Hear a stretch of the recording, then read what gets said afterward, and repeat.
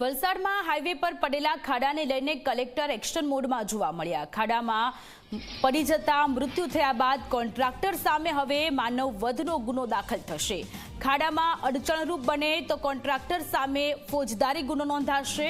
અમદાવાદ મુંબઈ હાઈવેને લઈને કલેક્ટર ભવ્ય વર્માએ આદેશ આપ્યો છે કે 10 દિવસમાં નેશનલ હાઈવેને રિપેર કરવામાં આવશે।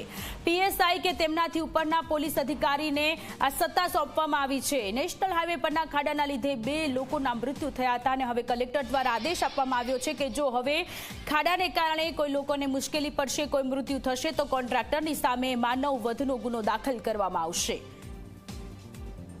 સંવાદદાતા ઉમેશ ફોન લાઈન પર જોડાયેલા છે। ઉમેશ, નેશનલ હાઈવે પર થોડા સમય પહેલા એક યુવક પડી ગયો હતો, પાછળથી ટ્રક આવ્યો અને યુવકનું મૃત્યુ થયું।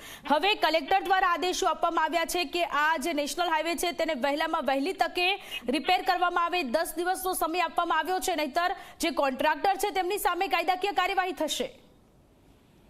જી સોનલ, ચોક્કસથી જે રીતે વલસાડનો જે નેશનલ હાઈવે છે તે રાજ્યનો સૌથી વ્યસ્ત હાઈવે ગણાય છે, જેને લઈને અહીંથી મોટા વાહનો અને જે રોજના અવર જવર કરતા લોકો છે તે મોટી સંખ્યામાં અહીંથી અવર જવર કરે છે। સાથે સાથે જો વાત કરવામાં આવે તો જે વલસાડ જિલ્લામાં જે સૌથી મોટી જીઆઈડીસી આવેલી છે, વાપી જીઆઈડીસી, ત્યાં આગળ પણ ઘણા લોકો નોકરી માટે જતા હોય છે, જેને લઈને અનેક વાર જે નેશનલ હાઈવે પર પડેલા ખાડાને લઈને અકસ્માત સર્જાતો હોય છે અને ઘણા લોકો પોતાનો જીવ ગુમાવતો હતો। ગત વર્ષે પણ ઘણા લોકો નેશનલ હાઈવે પર પડેલા ખાડાના કારણે જીવ ગુમાવ્યો હતો, જેને લઈને ક્યાંક ને ક્યાંક જે વલસાડ જિલ્લા કલેક્ટર દ્વારા જે ગંભીરતા લઈને જે આ સમગ્ર મામલે આદેશ કરવામાં આવ્યા છે અને કલેક્ટર દ્વારા આદેશ કરાયા છે કે જે નેશનલ હાઈવે જો વહેલી તકે રિપેર ન થાય અને જે ખાડાના કારણે કોઈ પણ વ્યક્તિનું મોત થાય તો કોન્ટ્રાક્ટર અને જે જવાબદાર અધિકારીઓ છે તેના વિરુદ્ધ કાયદેસરની કાર્યવાહી થશે અને એફઆઈઆર નોંધવામાં આવશે।